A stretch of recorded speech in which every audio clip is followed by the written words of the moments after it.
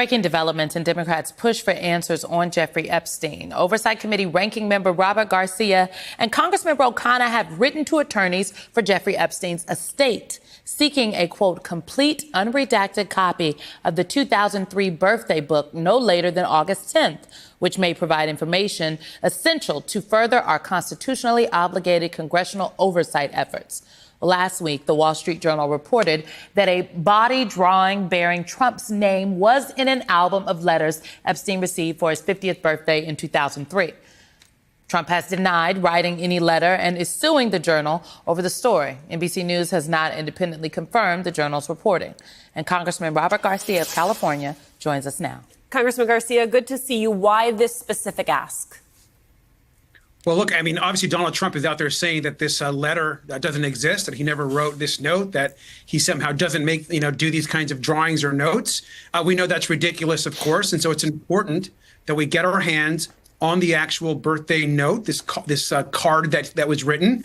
And we know that the Epstein estate has a copy of it. And so we've made that request. It may also be true that that very note is also in the actual Epstein files and documents that the DOJ has. Now, that, of course, has now been subpoenaed. And so we'll get that full set of documents. But if it's not, it's really important that we get the actual original that is with the Epstein estate. And so that's the request that Congressman Khanna and I have made. Obviously, he's a member of the Oversight Committee as well. And it's very important that we get that as we lead up to this deposition of Ghislaine Maxwell. Sounds like Congressman Comer agrees with you, or at least is prepared to go down this road with you. You don't need a lot of Republican help in order to get this to happen. You need some, because Speaker Mike Johnson has sort of absented himself from this discussion and has taken 200 plus of his members with him. That's right. I mean, we got 3 Republicans to vote with the 5 Democrats on that subcommittee for the actual subpoena. And of course, they had no idea it was coming. I mean, we planned it out. We thought about it. We'd been planning for about a week, and we got it done. We knew that they would come over because they had made public comments about releasing the files. And so it was a huge win for the American public and for transparency. And so if the Epstein estate does not send over this book and perhaps other documents we may ask for in the future, there's always that subpoena route. But we were hopeful that they want to work with us. There's been some indication that they do. And so that's where the track that we're on right now. Congressman, I want you to take a listen to what Ghislaine Maxwell's attorney, David Oscar Marcus, had to say about whether or not she will comply with your subpoena. Well, Congress has subpoenaed her to testify. We have to make a decision about whether she will do that or not. That's been scheduled for the week of August 11th, and we haven't gotten back to them yet on whether we'll do that. They have to make a decision. Your response, Congressman?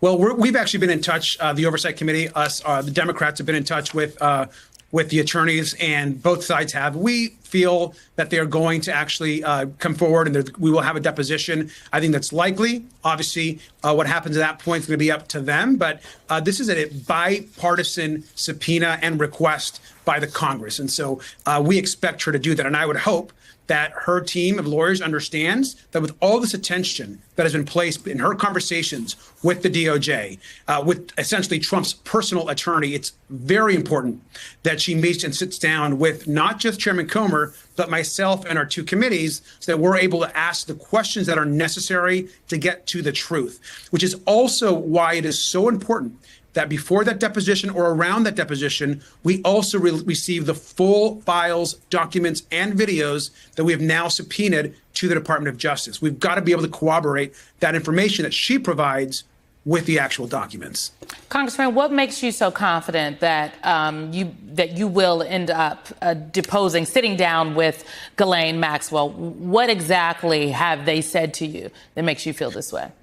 Well, we've had some initial conversations between the legal teams and our folks on the committee. And so we are hopeful. I think she needs to do it.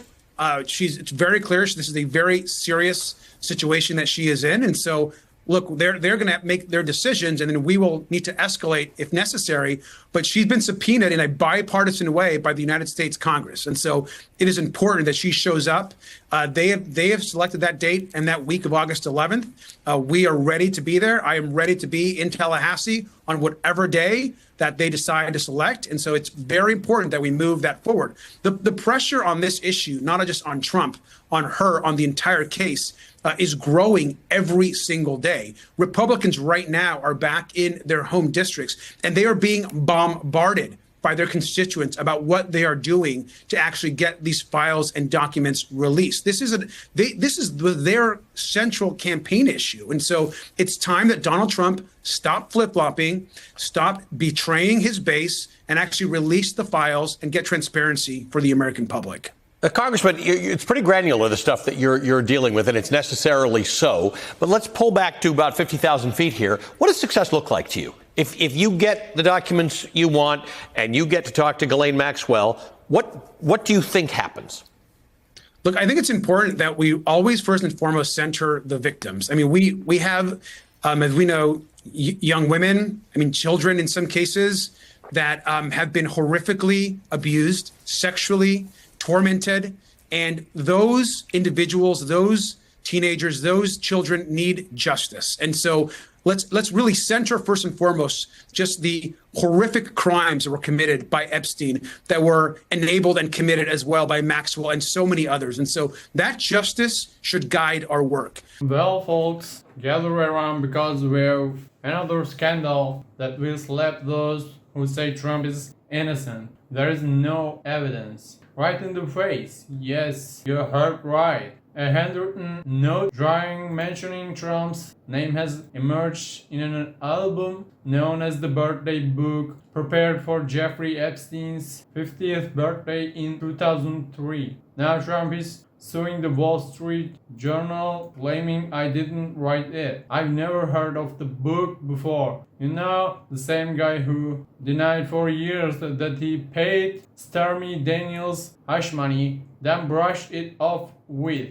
What's the big deal? When caught with documents, now he's saying I didn't do it about infamous doodle in the notebook. Where if you're so afraid the truth will come out if you didn't write it? Why sue? Why panic? If you are innocent, let the notebook come out. Let the public see it. But no, according to Trump, the truth is only the version that suits him. Remember, he declared the election results rigged because he couldn't handle losing. Now he started ranting about his dark connection from the past being exposed. But it's not just about a notebook, folks. This goes back to who was involved with a monster like Epstein, a child abuser. Ghislaine Maxwell, Epstein's right-hand man, has been called to testify before Congress. And no, this isn't just the Democrats' silly game. This summons is bipartisan, meaning both Democrats and some Republicans are working together. Because this isn't about politics, it's about justice. But whenever justice comes near, Trump and his team immediately start crying political witch hunt. Everyone knows that Trump has no connection whatsoever to the concept